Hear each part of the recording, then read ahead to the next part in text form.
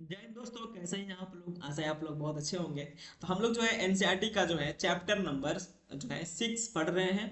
और ये किसका है, तो ये जो है क्लास 8 का है। ठीक है, आप लोग इसको नहीं देखे होंगे तो आप लोग जो है इसे देखिए। इसका पूरा सीरीज आपको जो है इस चैनल पर आपको प्रोवाइड कराया गया है। ठीक है ना, कोई डाउट होता है तो आप लोग प्लीज कमेंट कर सकते हैं। तो इसके पहले तो हम लोगों ने ये चीज देख लिया है कि कैसे जो है भारतीय एजुकेशन में उठा पटक होता है, किसके द्वारा, तो यूरोपियों के द्वारा। कुछ लोग मानते हैं कि जो है भारत में जो है यूरोपियों के द्वारा, सॉरी, जो भारत में जो है यूरोपीय आधार पर शिक्षा दी जानी चाहिए। और भारत की जो है, जो भारतीय शिक्षा प्रणाली है, बहुत डाउन किस्म की है। तो इसी में जो एक चीज है दिया हुआ है, नैतिक शिक्षा की मांग, इसको भी हम लोग देख सकते हैं। ठीक है।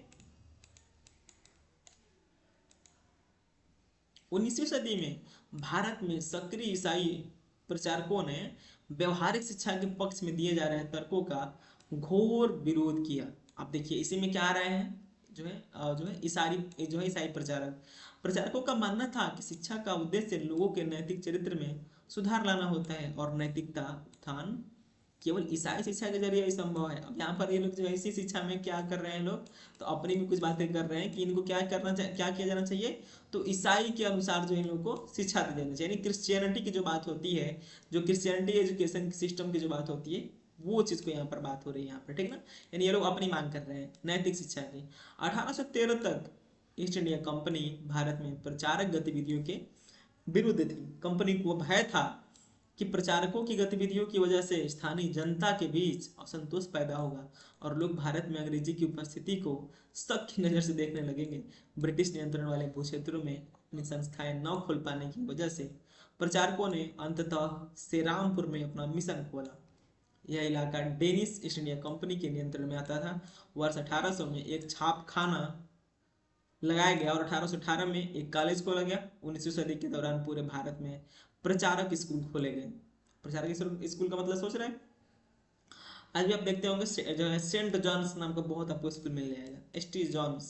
ठीक है, ये सब क्या है, सब ईसाइयत स्कूल है। ठीक है ना, ये ईसाई के जो है प्रचारक भी हैं, आज भी जारी है स्कूल में। ठीक है, परंतु 1857 के बाद भारत की ब्रिटिश सरकार प्रचारक शिक्षा को प्रत्यक्ष सहायता देने में आनाकानी करने लगे। ठीक है, यानी क्या कर रहे हैं जो ब्रिटिश सरकार है, ठीक है ना, वो जो है प्रचारक शिक्षा को, यानी जो इस ईसाई शिक्षा को 1857 के बाद क्या करने लगे, इसको तो जो है मतलब नहीं देने का फैसला किया इन्होंने। स्थानीय रीति रिवाजों, व्यवहारों, मूल्यों, मान्यताओं और धार्मिक विचारों से किसी भी तरह की छेड़छाड़ देसी लोगों को भड़का सकती है। अब देखिए, क्योंकि जो है ब्रिटिश जो सरकार है, ब्रिटिश कंपनी है, सॉरी ब्रिटिश जो सरकार है, वो क्या हुई थी, तो 1857 के विद्रोह से जो है पूरी की पूरी डरी हुई थी। और वो मना कर रही थी कि आप जो है प्रचारक से आप जो प्रचार करेंगे इस जो ईसाई मिशन के द्वारा, तो आपको जो है मतलब क्या होगा, तो हो सकता है कि जो है जनता भड़क जाए और क्या करे कि जो हम लोग के विरुद्ध में फिर खड़ा हो जाए। और इन्होंने जो 1857 की भयानक इन लोगों के लिए क्रांति थी, भयानक इन लोगों के लिए विद्रोह था। और ये जो अंग्रेज लोग हैं, ये फिर नहीं चाहते थे कि ऐसे जो है बगावत फिर भारतीय करें, इसलिए जो वो मना भी करते हैं। ठीक है, कलकत्ता के पास हुगली नदी के तट पर स्थित सेरामपुर कॉलेज। ठीक है, चैप्टर देख लीजिए, चैप्टर कौन सा है, देश की जनता को सभ्य बनाना और राष्ट्र को शिक्षित करना।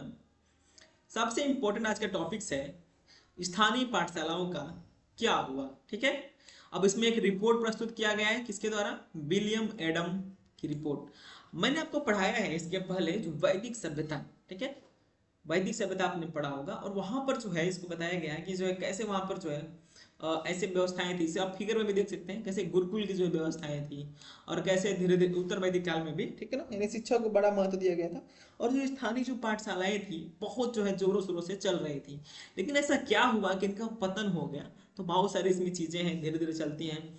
इसमें तुर्क आक्रमण भी हुआ हम लोग के देश में, मुस्लिम आक्रमण जैसे जिसे कहते हैं, अरबों का आक्रमण हुआ, बहुत सारे जो है विदेशी आक्रमण भी हुए हैं भारत पर। और और जो वो मतलब वो क्या है, जब ये अंग्रेज आए तो हम लोग का जो है मूल चीज तो समाप्त हो गया था ना। अब कोई पूरे भारत को एक सूत्र में कोई पिरोने वाला कोई व्यक्ति नहीं था, जैसे कि हम लोग को सम्राट अशोक के समय देखने को मिलता है। ठीक है, तो वो चीजें हैं, तो हम लोग किसमें देखना है कि आखिर इन लोगों का जो है डाउनफॉल कैसे हुआ, क्या प्रॉब्लम रही, और हम लोग के इतिहास में कैसा रहा है हम लोग का जो है गुरुकुल। क्या आपको कुछ अंदाजा है कि अंग्रेजों से पहले यहाँ बच्चों को किस तरह पढ़ाया जाता था। क्या आपने कभी सोचा है कि उस समय बच्चे स्कूल जाते भी थे या नहीं, और अगर स्कूल थे तो ब्रिटिश शासन के तहत उनका क्या हुआ। अब देखिए क्या बात है कि यहाँ पर मतलब कुछ दिया गया है, एक आपको कल्पना कर ली मिल जाएगा, इसका आंसर नीचे मिल जाएगा आपको, कि जब ब्रिटिश सरकार आई, ठीक है, नहीं सॉरी, जब ब्रिटिश जो ईस्ट इंडिया कंपनी आई, तो क्या ईस्ट इंडिया कंपनी के आने से पहले भारत में शिक्षा बंद हो चुका था, क्या कोई शिक्षा दी ही नहीं जा रही थी, सारे शिक्षा मतलब तहस नहस हो चुके थे, या क्या स्थिति थी, वो चीजों को हम लोग इसमें देखना है। तो अब देखिए यहाँ पर विलियम एडम की रिपोर्ट, ठीक है, अब ये रिपोर्ट क्या कहती है। 1830 के दशक में स्कॉटलैंड से आए ईसाई प्रचारक विलियम एडम ने बंगाल और बिहार के जिलों का दौरा किया। ये मतलब कौन जो है दौरा कर रहा है, तो विलियम एडम, कहाँ पर, तो बंगाल और बिहार में, ठीक है। कंपनी ने उन्हें देसी स्कूलों में शिक्षा की प्रगति पर रिपोर्ट तैयार करने का जिम्मा सौंपा था, ठीक है। एडम ने जो रिपोर्ट तैयार किया वो दिलचस्प थी। एडम ने पाया कि बंगाल और बिहार में 1 लाख से ज्यादा पाठशालाएं हैं, ठीक है, ये बहुत छोटे छोटे केंद्र थे। अब देखिए ये जो है, जो एडम है ना, जो विलियम एडम है, ये जब मतलब जो है सर्वे करने पहुंचे, और जब ये कह रहे थे कि भारत में कुछ भी नहीं है, भारत में कोई पाठशालाएं नहीं है, हम लोग को जो जाकर शिक्षा देना है, तो वो यहाँ पर क्या पाते हैं कि भारत में जो है कहाँ पर, बंगाल और बिहार में पाते हैं कि लगभग लगभग यहाँ पर तो 1 लाख से ज्यादा क्या है, पाठशालाएं हैं, ठीक है ना।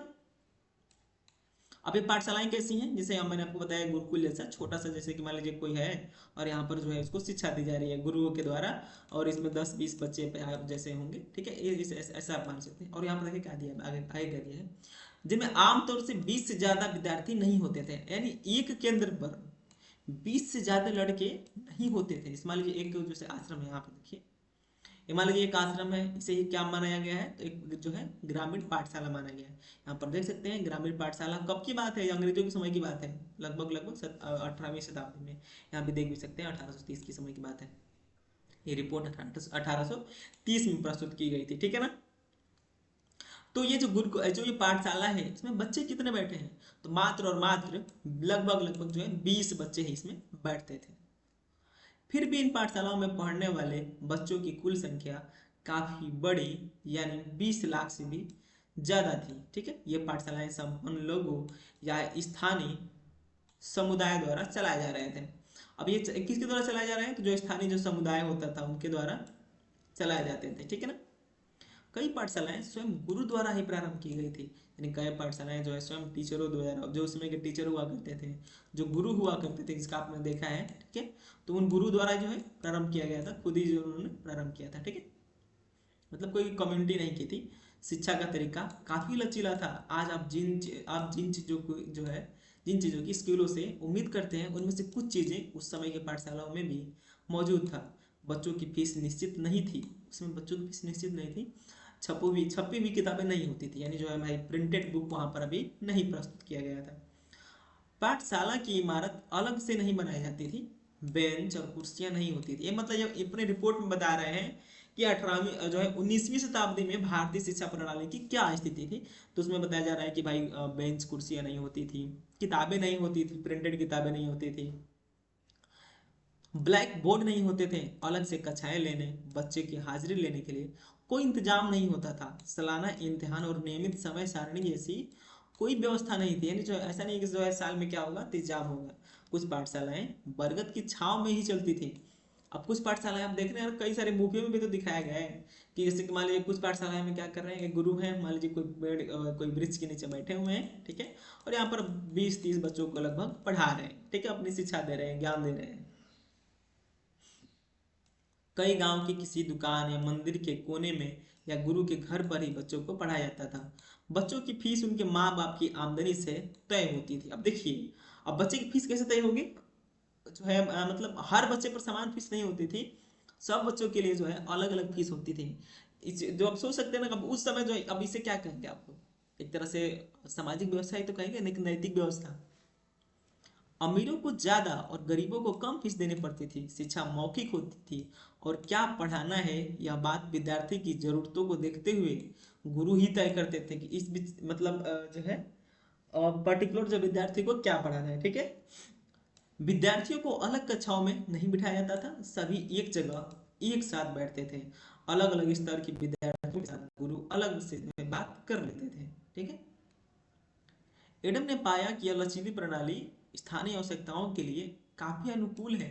उदाहरण के लिए फसलों की कटाई के समय कक्षाएं बंद हो जाती थी, क्योंकि उस समय गांव के बच्चे प्रायः खेतों में काम करने चले जाते थे। कटाई और अनाज निकल जाने के बाद पाठशाला दोबारा शुरू हो जाती थी।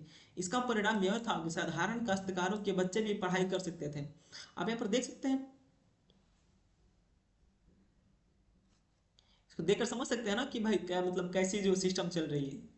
एक तरह से मतलब बिल्कुल अचीला, मतलब आज के पढ़ाई से भी जो है उसमें बेहतर जो है शिक्षा हुआ करती थी। ठीक है ना। ठीक है, आजकल जो है पढ़ाई थोड़ा सा डिजिटल हो चुका है, थोड़ी सी मॉडर्न हो चुका है। लोग जो है जॉब के पीछे भाग रहे हैं इधर उधर, लेकिन उस समय रियल जो कहे ना आप, तो एक तरह से शांति व्यवस्था की पढ़ाई वही हुआ करती थी। आप लोगों के लिए बड़ा मजेदार मजेदार रहता अगर वो समय रहता तो। देख रहे हैं ना भाई, आप टीचर आपको आपके हिसाब से पढ़ाएगा, आप क्या पढ़ना चाहते हैं, आपकी मनोस्थिति कैसी है। ठीक है, तो ये चीजें रही हैं, आप इसको देखकर समझिएगा। नए दिनचर्या नियम, इसको भी हम लोग यहीं देख लेते हैं ना, क्योंकि आप लिंक नहीं कर पाएंगे बाद में। 19वीं सदी के मध्य तक कंपनी का ध्यान मुख्य रूप से उच्च शिक्षा पर था। ठीक है, इसलिए कंपनी ने स्थानीय पाठशालाओं के कामकाजों में कभी ज्यादा दखल नहीं दिया। 1854 के बाद कंपनी ने देशी शिक्षा व्यवस्था में सुधार लाने का फैसला किया।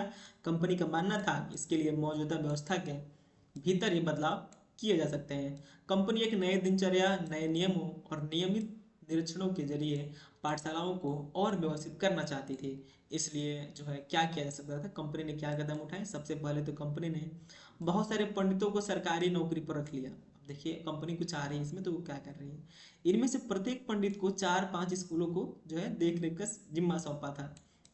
पंडितों का काम पाठशालाओं का दौरा करना और वहां अध्यापन की स्थितियों में सुधार लाना था। प्रत्येक गुरु को निर्देशित किया गया कि वे समय समय पर अपने स्कूल के बारे में रिपोर्ट भेजें और कक्षाओं को नियमित समय सारणी के अनुसार पढ़ाएं। अब अध्यापन पाठ्य पुस्तकों पर आधारित होगा और विद्यार्थियों की प्रगति को मापने के लिए वार्षिक परीक्षाओं का रूपरेखा तैयार की जाने लगी। यानी यहाँ पर जो है थोड़ी सी जो है शिक्षा में बदलाव देखने को मिलता है। विद्यार्थियों से कहा गया कि वे नियमित क्या करें, शुल्क देते रहें, नियमित रूप से कक्षा में आए, तय सीट पर बैठें और अनुशासन के नियम का पालन करें। जो पाठशालाएं नई व्यवस्था के भीतर काम करने को तैयार नहीं थी, उन्हें कोई सरकारी सहायता नहीं दी जाती थी।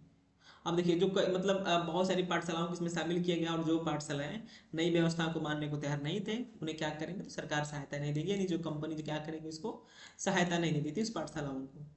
जिन गुरुओं ने सरकारी निर्देशों का पालन करने की बजाय अपनी स्वतंत्रता बनाए रखी, सरकारी सहायता प्राप्त और नियमों से चलने वाली पाठशालाओं के सामने कमजोर पड़ने लगे। यानी आप यहाँ से देख सकते हैं सीबीएसई बोर्ड जैसी कुछ भावनाएं आपको यहाँ पर दिखाई दे रही है।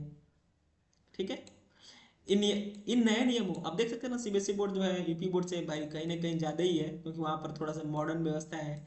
लेकिन ऐसा नहीं है कि जो है आप वहाँ पर जो है यूपी बोर्ड में पढ़ रहे हैं, कहीं आप हिंदी मीडियम हिंदी माध्यम से पढ़ रहे हैं, तो आपके पास क्षमताएं कम है, आपके पास बुद्धि क्षमताएं बहुत ज़्यादा है। लेकिन मतलब एक निगेटिविटी जैसी जो है बना दी गई है। ठीक है ना, अन्यथा और कुछ है नहीं। बहुत सारे लोग जो है हिंदी मीडियम से पढ़कर जो है कहाँ कहाँ पहुँचे हैं। इन नए नियमों और दिनचर्या का एक और नतीजा हुआ पहले वाली व्यवस्था में। अब देखिए इसका यह भी कारण है कि भाई हमारी जो शिक्षा प्रणाली है, अब टीचर लोग भी बहुत लोग कुछ ध्यान नहीं देते हैं। कुछ ऐसे स्कूल है जहाँ पर जो है प्राइमरी के बच्चों को भी बहुत ध्यान दिया जाता है, लेकिन कहीं कहीं थोड़ी कमियां भी है, इनको सुधारने की जरूरत है। हम लोग यहाँ पर देखते हैं इन नए नियमों और दिनचर्या का एक और भी नतीजा हुआ। पहले वाली व्यवस्था में गरीब किसानों के बच्चे भी पाठशालाओं में जा सकते थे, क्योंकि शालाओं की समय सारणी काफी लचीली होती थी। नई व्यवस्था के अनुशासन की मांग थी कि बच्चे नियमित रूप से स्कूल आए। अब कटाई के मौसम में भी बच्चों को स्कूल में आना जरूरी था, जबकि उस समय गरीब घरों के बच्चे खेत में काम करने जाया करते थे। अगर कोई बच्चा स्कूल नहीं आ पाता तो इसे अनुशासनहीनता माना जाता था, यानी बच्चा पढ़ना लिखना ही नहीं चाहता। आप देखिए समझ रहे हैं यहाँ पर जो अब जो है पहले के जो बच्चे जो है जो गरीब मजदूर के भी बच्चे पढ़ लेते थे, उन किसान के बच्चे भी पढ़ लेते थे। अब वो क्या करेंगे इस नए सिस्टम के तहत, यानी नए सीबीएसई बोर्ड के नियमों के तहत ये लोग पढ़ नहीं पाएंगे। ठीक है ना, क्योंकि डेली क्लास करने जाना है। ठीक है, वो समझ में आ रहा होगा। मतलब बहुत ही बेहतर चीज है आपकी शिक्षा को समझने के लिए। ठीक है ना। यहीं पर जो है अरविंदो घोष के बारे में दिया गया है। अरविंदो घोष ने 15 जनवरी 1908 को बॉम्बे में अपने एक संभाषण में राष्ट्रीय शिक्षा स्तर पर जो है बोलते हुए कहा कि इसका लक्ष्य छात्रों में राष्ट्रीयता कर भाव जागृत करना है। इसके लिए अपने पूर्वजों के साहसिक कार्यों पर गहराई से चिंतन करना आवश्यक होगा। शिक्षा को मातृभाषा में होना चाहिए ताकि यह अधिक से अधिक लोगों तक पहुंच सके। अरबिंदो ने इस बात पर भी बल दिया कि यद्यपि छात्रों को अपने मूल के साथ जुड़े रहना चाहिए, फिर भी उनको जो है आधुनिक वैज्ञानिक आविष्कारों तथा लोकप्रिय शासन व्यवस्था के संदर्भ में पश्चिमी देशों के अनुभव का भी भरपूर लाभ उठाना चाहिए। इसके अतिरिक्त छात्रों को कोई हस्तकला भी सीखनी चाहिए ताकि वे स्कूल छोड़ने पर यथासंभव रोजगार पा सके। यानी अरबिंदो घोष जो है 15 जनवरी 1908 को एक भाषण में बोलते हैं कि आपको क्या करना चाहिए, आप शिक्षा लीजिए, ठीक है, आप अंग्रेजों की जो शिक्षा है आप उसका भी फायदा उठाइए, उसकी तकनीक का भी फायदा उठाइए, आप उसको भी मत छोड़िए, ठीक है। और समझ रहे हैं, और इसके साथ साथ अगर आप शिक्षा कर रहे हैं तो आप कुछ स्किल भी सीखते रहिए ताकि आप जैसे ही आपकी पढ़ाई कंप्लीट हो आप बेरोजगार न रहें और आपको जो है रोजगार आसानी से मिल जाए। ये बातें जो कौन बोल रहा है, तो अरविंदो घोष जी कह रहे हैं। नेक्स्ट हम लोग देखेंगे राष्ट्रीय शिक्षा की कार्यसूची, यानी राष्ट्रीय शिक्षा की कार्यसूची क्या थी। इसमें पूरा पूरा आपको एजुकेशन का जो है बैकग्राउंड आपको देखने को मिलेगा, ठीक है ना। तो थैंक यू, नेक्स्ट क्लास आपको नेक्स्ट मिलेगा। बाय बाय, जय हिंद।